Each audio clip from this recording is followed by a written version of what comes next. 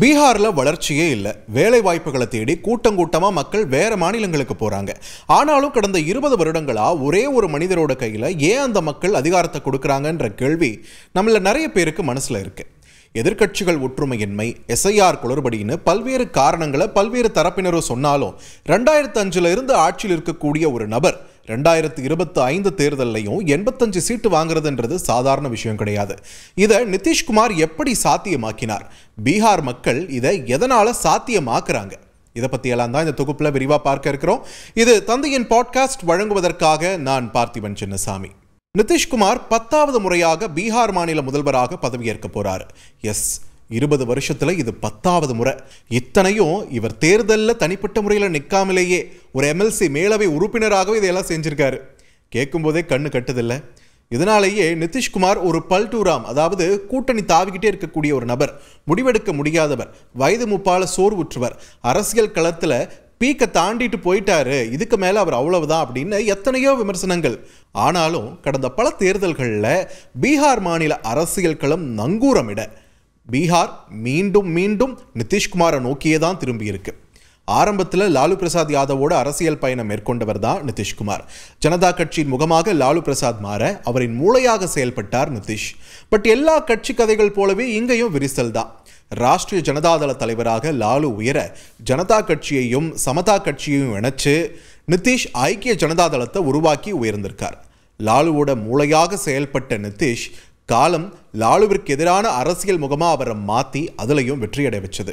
சும்மா இல்லைங்க, 20 வருஷம் தாண்டியும் லாலு ஓஞ்சு அவரோட மகன் தலையெடுத்த பின்னாடி கூட 2005 லாலு குடும்பம் இழந்த பீகார் மாநில முதல்வர் என்ற அரியணை மீண்டும் அவங்க கைக்கு சிக்கவே இல்லை.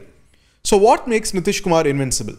ரொம்ப சிம்பிள். அவருடைய நிலையான வாக்கு வங்கியும் முந்தைய லாலு அரசின் மீதான உச்சபட்ச வெறுப்பும் தான். நிலையான வாக்கு வங்கி உருவாக என்ன காரணம்னு பார்க்கறதுக்கு முன்னாடி லாலு அரசின் மீதான மக்களின் வெறுப்பும் அச்சமும் ஏன் தொடருதுன்னு சொல்லிடுறேன். ஜங்கல் ராஜ், அதாவது காட்டாட்சி, 80கள் வரைக்கும் வர்ணாசிரமத்தையே திடமாக பின்பற்றிய ஒரு மாநிலமாக தான் பீகார் இருந்துட்டு இருந்திருக்கு. பூமிகார்கள், ராஜ்புத்கள், பிராமணர்கள் மற்றும் கயஸ்தர்கள்னு உயர்சாதி ஆதிக்கம் மற்றும் வன்கொடுமைன்னு நினைச்சு பார்க்க முடியாத அளவில் தான் அங்கே சமூக நீதி இருந்திருக்கு. ஸோ பின்தங்கிய வகுப்பிலிருந்து வந்த லாலு பிரசாத் யாதவ் 1990 முதல்வர் அரியணை ஏறியதும் அங்கே காட்சிகள் மாறுது. அதே நேரத்தில் தான் மண்டல் கமிஷன் அந்த இடஒதுக்கீடும் களத்தில் இறங்குது. அதுக்கு அங்கே பீகார் மாநிலத்தில் கடுமையான எதிர்ப்பும் கிளம்புது. இங்கே நாம் ஒரு விஷயத்தை குறிப்பிட்டே ஆகணுங்க. தமிழ்நாட்டில் 1951 பிற்படுத்தப்பட்ட மக்களுக்கு 25% இடஒதுக்கீடு வந்தாச்சு. அதை பற்றின விவாதமே பீகாரில் 90களில் தான் களங்காணுது. ஸோ அந்த 40 வருட சமூக அரசியல் அந்த கேப் இருக்கு இல்லையா, அதை நம்ம புரிஞ்சிக்க வேண்டியது அவசியமாகுது. So coming back to the topic, உயர் சாதியினருக்கு எதிராக பிற்படுத்தப்பட்ட மக்கள் கிளர்ந்தெழ தொடங்குறாங்க. ஒரு கட்டத்தில் அதில் ஒரு வன்முறை ஃபேக்ஷன் புராபல் சாஃப்கரோன்னு களமிறங்க ரத்த பூமியானது பீகார். புராபல் சாஃப்கரோன்றது உயர்சாதி பிரிவினருக்கு எதிராக பிற்படுத்தப்பட்ட மக்களில் சிலர் வன்முறையில் இறங்கக்கூடிய ஒரு ஃபேக்ஷனாக மிகப்பெரிய பூதாகாரமாக வடிவெடுத்தது. மறுபக்கம் இத்தனை நாள் நமக்கு கீழே இருந்தவங்களுக்கு இடஒதுக்கீடு உள்ளிட்டவையெல்லாம் கிடைப்பதற்கு எதிராக உயர்சாதி வகுப்பில் இருக்கக்கூடிய மற்றும் ஒரு ஃபேக்ஷனும் களமிறங்க கட்டுக்கடங்காத வன்முறை சம்பவங்கள் பீகாரில் நடந்தது. இவங்களுக்கு நடுவில் பட்டியலின மக்களுடைய சோகம் தனி கதை. இதையெல்லாம் தடுக்க தவறிட்டாரு லாலு பிரசாத் யாதவ். தொடர்ந்து அம்மாநிலத்தில் ரவுடிசம் கொடி பறக்க எந்த அளவுக்கு சில ரவுடிகள் முதல்வராக இருந்த லாலு பிரசாதோட நேரடியாக ஃபோனில் பேசும் அளவுக்கு. இது ஒரு பக்கம். எங்கும் ஊழல், எதிலும் ஊழல்னு அரசு இயந்திரம் இன்னொரு பக்கம் துருப்பிடிக்க, நிர்வாக சீர்கேடு வரலாறு காணாத பள்ளத்திற்கு செல்ல பாட்னா நீதிமன்றமே ஒரு கட்டத்தில் இந்த ஆட்சி காட்டாட்சி, அதாவது ஜங்கல் ராஜ் அப்படின்ற ஒரு விமர்சனத்தை முன்வைக்க அதை கெட்டியாக பிடிச்சுக்கிட்டாங்க எதிர்க்கட்சிகள். அது மட்டும் இல்லைங்க, எங்கே எப்போ யார் கடத்தப்படுவாங்க கொல்லப்படுவாங்கன்ற அச்சம் அந்த மாநில மக்களை அந்த குறிப்பிட்ட காலகட்டத்தில் ஆட்டு வச்சுட்டு இருந்திருக்கு. ஒரு கட்டத்தில் ஐஏஎஸ் அதிகாரி ஒருத்தருடைய மனைவி 90களின் இறுதியில் 2 வருஷமா ஒரு பெண் அரசியல்வாதியோட மகனால பாலியல் வன்கொடுமைக்கு உள்ளாக்கப்பட்ட விவகாரம் வெளிச்சத்திற்கு வர அந்த பெண்ணின் பாதுகாப்பை உறுதி செஞ்சு அப்போதைய மத்திய உள்துறை அமைச்சர் அத்வானியே இதில் தலையிடும் அளவுக்கு ஏதோ தெலுங்கு மசாலா படம் பார்க்குற மாதிரியான காட்சிகள் பீகாரில் அரங்கேறி இருக்கு. ஸோ இந்த நிலையில தான் வசதி படைத்த மக்கள்லாம் தங்கள் வீட்டு பிள்ளைகளை வெளிமாநிலங்களுக்கு அனுப்பி படிக்க வச்சாங்க. இந்த மாதிரியான ஒரு ஆபத்தான சூழல்ல எங்கள் வீட்டு பிள்ளைங்க படிக்க வேணாம் அப்படின்ற ஒரு நிலைப்பாடு. ஆனால் வசதி இல்லாதவங்க என்ன பண்ணுவாங்க? அவங்க அங்கேயே தேங்கி நின்னாங்க. கடத்தலும் மிரட்டி பணம் வாங்குறதும் மறுத்தால் கொலை என்பதும் சாதாரணமாகி போன காலமாக இருந்திருக்கு. சட்டம் ஒழுங்கு சீர்கேட்டால புதிய முதலீடு விடுங்க இருக்கிற நிறுவனங்களுமே கூட இழுத்து மூடிட்டு போயிருக்காங்க. இது மட்டும் இல்லாமல் 2000ஆம் ஆண்டு தொழிற்சாலைகள் நிறைந்த பகுதியாக இருந்த ஜார்க்கண்ட் மாநிலம் தனி மாநிலமாக பிரிய விவசாயமும் கனிம சுரங்கங்களும் மட்டுமே பீகாரில் எஞ்சியிருந்திருக்கின்றன. வேலை இல்லை, பணம் இல்லை, கல்வியும் எட்டாக்கணி, பெண் பிள்ளைகள் நிலைமை சொல்லவே வேணாம், அவ்வளவு மோசம். இந்த மாதிரி அமைதியின்றி அந்த மக்கள் தவித்த நிலையில தான் ஆட்சி மாற்றம் நிகழுது. சாதி மதம் கடந்த வாக்கு கணக்குகள் மாறுகின்றன. அப்போ சாதியும் மதமும் ஒழிஞ்சிருச்சான்னு கேட்டால் நிச்சயமாக கிடையாது. பட் அந்த ஈக்குவேஷன் ஸ்லைட்டாக மாறுச்சு. அந்த ஸ்லைட்டாக மாறினதிலேயே நிதிஷ்குமார் முதல்வராக பதவியேற்கிறார். ஸோ 20 வருஷத்தில் பீகார் மாநிலத்தை நிதிஷ்குமார் என்ன ஜெர்மனியாக மாற்றிட்டாரா, பாட்னா நகர சிங்கப்பூராக மாற்றிட்டாரா? ரெண்டுமே இல்லையே. புதிய முதலீடுகளை பெருசாக அவரால் ஈர்க்க முடியலையே. ஆனால் அந்த மக்கள் மனசில் ஒரு அமைதியை கொடுத்துருக்கார் நிதிஷ். வெளியூருக்கு பிழைப்பு தேடி போனாலும் கூட தங்கள் ஊரில் தங்களோட குடும்பம் எந்த பயமும் இல்லாமல் வாழ முடியுன்ற ஒரு நம்பிக்கையை கொடுத்தது நிதிஷ் ஆட்சி. ஏன் அந்த அளவுக்கு அப்போது நிலைமை மோசமாக இருந்ததான்னு கேட்டிங்களேன்னா, இந்த காலகட்டத்தில் என்ன சொல்கிறோம், ஒரு குறிப்பிட்ட நேரத்துக்கு பிறகு இரவு நேரத்தில் பெண்கள் வீட்டை விட்டு வெளியில் போகக்கூடாதுன்னு சொல்லுவோம்ல. அந்த குறிப்பிட்ட காலகட்டத்தில் 90களில் பீகாரில் 8 மணிக்கு மேலே ஆண்களே வெளியே போக அச்சப்படுவாங்களா. அந்த மாதிரியாக இருந்த நிலையை மாற்றி அமைதியை கொடுத்திருக்கார் நிதிஷ். அந்த அமைதி நிதிஷுக்கு கொடுத்த பரிசு எப்போவும் சாலிடாக இருக்கிற 15 முதல் 20% என்ற அளவிலான வாக்கு வங்கி.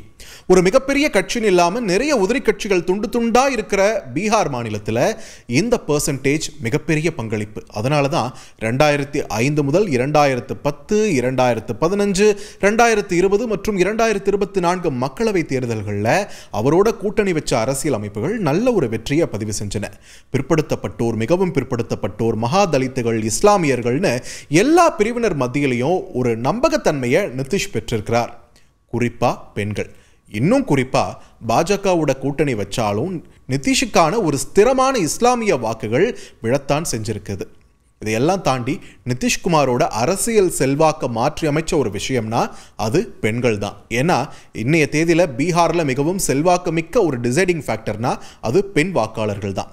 அந்த வாக்குகள் எமோஷனலான வாக்குகள் இல்லை, பெண்களுடைய அன்றாட வாழ்க்கையை தொட்ட நிதிஷ் அரசின் கொள்கைகளோட நேரடி விளைவுதான் அவை. உதாரணமாக அவரோட அரசாங்கத்தால் தொடங்கப்பட்ட முக்கிய மந்திரி பாலிகா சைக்கிள் யோஜனான்ற திட்டத்தின்படி பெண்களின் பள்ளி படிப்பை ஊக்குவித்து அவங்களுக்கு சைக்கிள் கொடுத்தாங்க. இலவச சீருடைகள் மற்றும் உதவித்தொகைகளோடு சேர்த்து அதுவும் கிடைச்சிது. ஸோ இது பெண்கள் மத்தியில் அவரோட அரசாங்கத்துக்கு ஒரு மகத்தான ஆதரவை உருவாக்கியது. அந்த இலவச சைக்கிள் திட்டம் தமிழ்நாட்டில் ஏற்படுத்தின தாக்கம் நம்ம எல்லாருக்குமே தெரியும். ஆனால் பீகார் பெண்களுக்கு படிப்புன்றதை தாண்டி பாதுகாப்பையும் ஓரளவுக்கு உறுதி செஞ்ச கருவியாக தான் இருந்திருக்கு. சமீபத்தில் முக்கிய மந்திரி மகிழா ரோஸ்கர் யோஜனா மூலமாக லட்சக்கணக்கான பெண்களின் கணக்குகளில் 10,000 ரூபாய் நேரடியாக செலுத்தப்பட்டது. இது விமர்சனத்திற்கும் உள்ளாக்கப்பட்டது. ஆனால் பெண்கள் மத்தியில் ஒரு பெரும் ஆதரவு இந்த திட்டத்திற்கு இருக்கதான் செஞ்சது. ஆப்வியஸ்லி இல்லையா? ஜீவிகா தீதி திட்டத்தின் கீழே நீண்ட காலமாக இயங்கும் சுய உதவி குழுக்களின் மூலமாக அங்கே இருக்கக்கூடிய லட்சக்கணக்கான பெண்கள் கடன், சேமிப்பு, வருமானம் ஈட்டும் ஆதரவுன்னு எல்லாமே கிடைச்சிருக்கு. அதோட பீகாரில் மேற்கொள்ளப்பட்ட மதுவிலக்கு நிதிஷ்குமாருக்கு கிராமப்புற பெண்கள் மத்தியில் ஒரு ஆதரவை பெருமளவில் பெருக்குச்சுன்னே சொல்லலாம். குடிச்சிட்டு வந்து பிரச்சனை பண்ணுறது, வீட்டில் அதிக சேமிப்பு பண்ண முடியாமல் இருந்தது, அது மட்டும் இல்லாமல் அமைதியான சூழல் குடும்பத்தில் இல்லாமல் இருந்தது, இது எல்லாத்தையுமே இந்த மதுவிலக்குன்றது மாற்றி அமைக்கும்னு அந்த பெண்கள் நம்பினாங்க. மதுவிலக்கு ஒரு தோல்வியுற்ற திட்டம் தான் பீகாரில். கள்ளச்சாராய சாவு அதிகரிச்சிருக்கு, வெளிமாநிலம் போகிறவங்க திரும்பி வர்றதில் தயக்கம் காட்டுறாங்க, எல்லை தாண்டி போய் குடிக்கிறாங்க, விஷச்சாராயம் குடிக்கிறாங்கன்னு நிறைய பிரச்சனைகள் உருவானாலுமே ஏதோ ஒன்று நம்ம கேட்டது பண்ணியிருக்காரு நம்ம முதல்வர் அப்படின்ற ஒரு நம்பிக்கை பெண்கள் மத்தியில் நிதிஷுக்கு கிடைச்சிருக்குதுன்றது நிதர்சனம். இந்த முடிவுகள் எல்லாமே இந்திய அரசியல் களத்திலேயே மிகவும் நம்பகமான பெண் வாக்கு வங்கியை நிதிஷுக்கு உருவாக்கியது. இதை நாம் வாக்குப்பதிவு விவரங்கள்லையும் கிளியராக பார்க்க முடியுது. பெண்கள் ஆண்களை விட அதிகமாக வாக்களித்த இடங்களில் நிதிஷ் தலைமையிலான கூட்டணி சிறப்பாக செயல்பட்டிருக்குது. அதே மாதிரி தான் ஜங்கிள்ராஜ் பற்றி திரும்ப திரும்ப சொல்லியும் எளிய மக்கள் மற்றும் பெண்களின் வாக்குகளையும் புராபில் சாஃப்கரோன்னு சொன்னோம் இல்லையா, அந்த விஷயத்தையும் பிரச்சாரத்தில் சொல்லி உயர்சாதி வாக்குகளையும் ஈஸியாக அறுவடை பண்ணியிருக்கு நிமோ கூட்டணி. அதாங்க நிதிஷ் மோடி கூட்டணி. ஜேடியு அதாவது ஐக்கிய ஜனதாதளம் கட்சி இப்போ ஜெயிச்சிருக்கிற 85 இடங்கள் என்ற எண்ணிக்கை நிதிஷ் ஆதரவு இல்லாமல் பாஜக ஆட்சி அமைப்பது கடினம் என்ற சூழல் மீண்டும் மீண்டும் ஒன்றை உறுதிப்படுத்துது. வயது மூப்பை தவிர வேற எந்த விஷயமும் பாதிக்காத ஒரு தலைவராக தான் நிதிஷ்குமார் பீகாரில் தொடர்கிறார். தான் கிங் ஆக வேண்டுமா, கிங் மேக்கர் ஆக வேண்டுமா என்பதை முடிவெடுக்கும் இடத்தில் தான் அவர் தொடர்கிறார். அவரை எப்படி பயன்படுத்திக்கணுன்ற விதத்தில் காங்கிரஸ் சறுக்கி இருக்கு, ஆனால் பாஜக கோல் அடிச்சிருக்கு. So the legacy lives on. நிதிஷ்குமாரோட அடுத்த டேர்ம் எப்படி இருக்க போகுது அப்படின்றதையெல்லாம் நம்ம பொறுத்திருந்து பார்க்கலாம்.